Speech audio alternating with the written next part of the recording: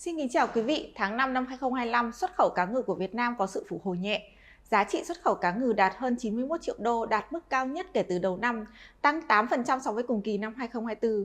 Những biến động về chính sách thương mại của Mỹ, những bất ổn về địa chính trị tại khu vực Trung Đông đang làm xáo trộn thị trường xuất khẩu cá ngừ của Việt Nam trong những tháng đầu năm nay.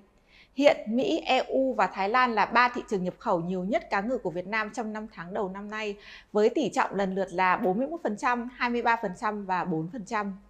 Trong đó, đáng chú ý xuất khẩu sang thị trường Mỹ sau khi tăng trưởng chậm trong tháng 4 do những lo ngại về việc áp thuế đối ứng của Mỹ đã tăng mạnh trở lại trong tháng 5 với mức tăng là 37%. Điều này cho thấy các doanh nghiệp xuất khẩu cá ngừ đã nhanh chóng phản ứng, đẩy mạnh giao hàng sang thị trường Mỹ nhằm tránh những rủi ro bị áp thuế cao hơn, có thể lên đến 46% sau ngày 9 tháng 7 năm 2025, thời điểm kết thúc giai đoạn 90 ngày áp thuế tạm thời.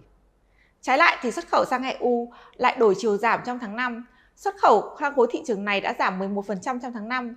Xuất khẩu sang hai thị trường nhập khẩu lớn nhất trong khối là Hà Lan và Italy, mặc dù vẫn giữ được đà tăng trưởng nhưng tốc độ tăng trưởng đã chậm lại, lần lượt là 11% và 15%. Cùng với đó thì xuất khẩu sang thị trường Đức lại giảm sâu hơn so với cùng kỳ. Tại khối thị trường Trung Đông, cuộc xung đột giữa Israel và Iran đang ngày càng căng thẳng đã khiến cho xuất khẩu sang khối thị trường này sụt giảm.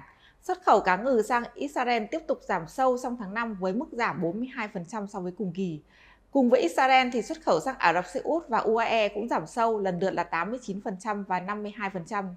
Đáng chú ý trong tháng 5 này là sự phục hồi xuất khẩu sang các nước tham gia Hiệp định Đối tác Toàn diện và Tiến bộ Xuyên Thái Bình Dương, gọi tắt là CPTPP.